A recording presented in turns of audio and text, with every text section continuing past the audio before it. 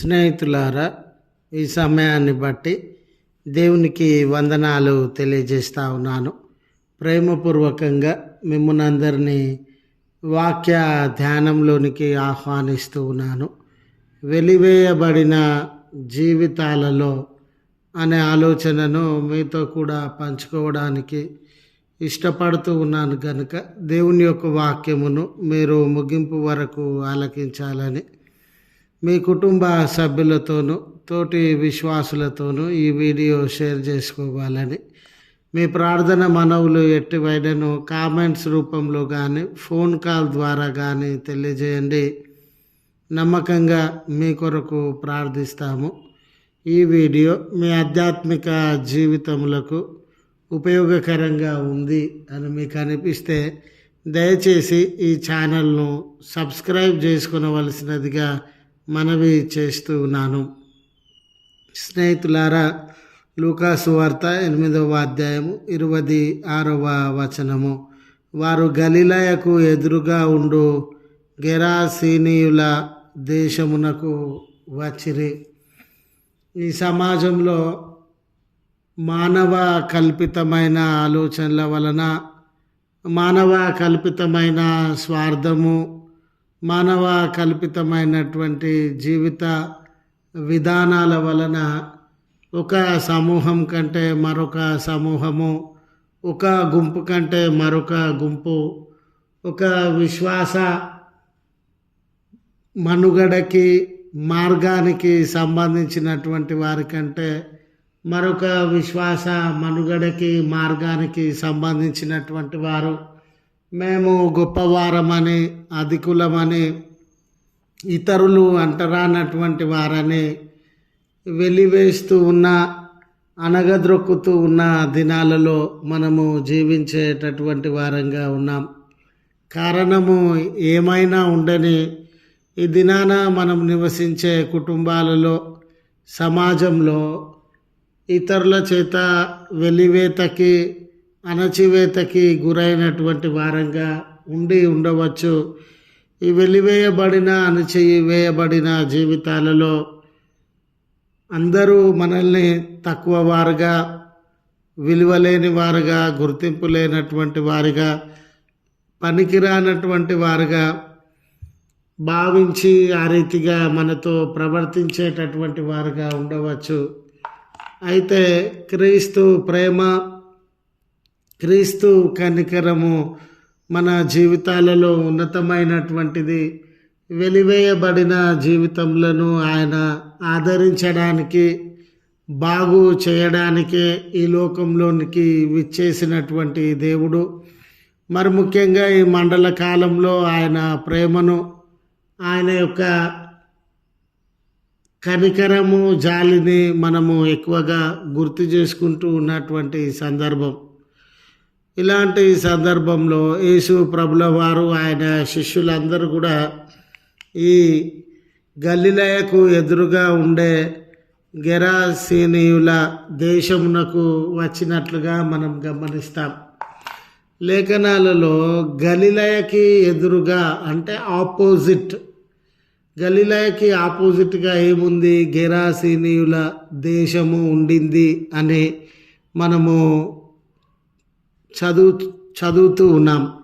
ఇలాంటి సందర్భంలో కేవలము స్థలం విషయంలో ఆపోజిట్ మాత్రమే కాదండి, గలిలయలో ఎక్కువగా యూదులు నివసించేటటువంటి ప్రాంతము, యూద మతము, యూదుల ఆలోచనలు, యూదుల సాంప్రదాయాలు, యూదుల పద్ధతులు, యూదుల యొక్క ఆచార వ్యవహారాలు ఈ రీతిగా జీవించుచు ఉన్నటువంటి పట్టణంగా ఉండింది. దానికి ఆపోజిట్గా ఉన్నటువంటి ఈ గెరాసీనీయుల దేశమందు ఆపోజిట్కి సంబంధించినటువంటి మతాలు, విశ్వాసాలు, పద్ధతులు, ఆచారాలు ఉండినవి. ఈ ప్రాంతం అంతా కూడా గ్రీకుల కల్చర్కి, గ్రీకుల యొక్క మతానికి, విశ్వాసాలకి, పద్ధతులకి ఈ గెరాసీనీయుల దేశము ఆవాసముగా ఉండినట్లు మనం గమనిస్తాం. గలిలయలో ఉండినటువంటి వారి మతం వేరే, విశ్వాసం వేరే, ఆచారాలు పద్ధతులు వేరే. ఈ గెరాసీనీయుల దేశంలో నివసించేటటువంటి వారు మతం వేరే, పద్ధతులు వేరే, ఆచార వ్యవహారాలు వేరే.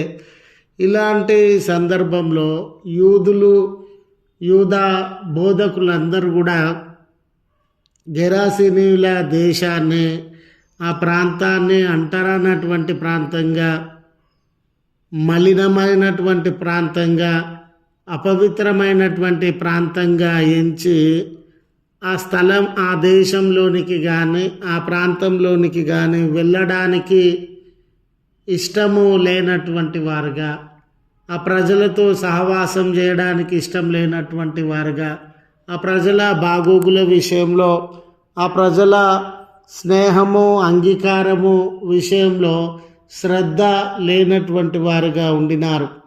ఇది వేరే జాతి ప్రజలు, వేరే మతానికి సంబంధించినటువంటి ప్రజలు, వేరే ఆచారాలు పద్ధతులకు సంబంధించినటువంటి ప్రజలు ఉండేటటువంటి ప్రాంతం అండి. ఇది అపవిత్రమైనటువంటి ప్రాంతం అండి. ఆ చోటికి మనం వెళ్తే మనం కూడా అపవిత్రులమైపోతాము అనే భావజాలము యూదులలో ఉండడాన్ని మనము గమనిస్తాం. అయితే యేసు ప్రభుల వారు యూదుల చేత వెలివేయబడిన ప్రాంతంలోనికి, యూదుల చేత మరి తృణీకారానికి లోనైన ప్రాంతంలోనికి ప్రభుల వారు వెళ్ళుచూ ఉన్నట్లుగా మనము గమనిస్తాం. అక్కడికి ఆయన వెళ్ళి అక్కడ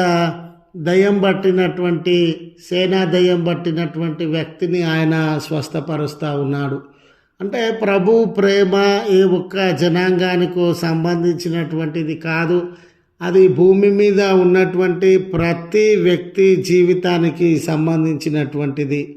ప్రభు యొక్క ప్రకటించే పరలోక రాజ్యము అది ఒక మతానికి, ఒక జాతికి సంబంధించినటువంటిది కాదు, అది భూమి మీద ఉన్న సర్వజనులకు సంబంధించినది. ఆయన ప్రణాళిక కానీ, ఆయన రక్షణ కార్యం కానీ, ఆయన శిలువ త్యాగం కానీ, ఆయన అందించేటటువంటి ఆదరణ, ఆయన అందించేటటువంటి స్వస్థత అన్ని జాతుల వారికి, అన్ని లోకం మీద ఉన్నటువంటి ప్రజలందరికీ సంబంధించినది. ఎవరు నిషేధింపదగిన వారు కాదు, ఎవరు వెలివేయబడినటువంటి వారు కాదు. కొంతమంది పవిత్రులు, కొంతమంది అపవిత్రులు అనే ఆలోచనను ఆయన వ్యతిరేకించి ఆ స్థలానికి వెళ్ళుచున్నటువంటి వాడిగా ఉండినాడు. ఈరోజు ఈ సమాజం చేత, ప్రజల చేత, ఇరుగు పొరుగు వారి చేత వెలివేయబడినటువంటి జీవితాలుగా మన జీవితాలు ఉండినవేమో, అంటరానటువంటి జీవితాలుగా మన జీవితాలు ఉండినవేమో. వీరు అపవిత్రులండి, దేనికి పనికిరారండి అని తృణీకరింపబడిన జీవితములను మనము అనుభవించేటటువంటి వారంగా ఉండినామేమో. ఇలాంటి కోణంలో ప్రభు మనలను దర్శించడానికి, ఉద్ధరించడానికి, ఆయన మేలును, స్వస్థతను, రక్షణ అనుభవాన్ని, పరలోక రాజ్యాన్ని మనకివ్వడానికి సిద్ధంగా ఉండినటువంటి ప్రభు అని గుర్తు చేస్తూ ఈ మాటలను ముగిస్తూ ఉన్నాను. దేవుడు మనకు తోడై ఉండి మనలను కాపాడును గాక. ఆమెన్.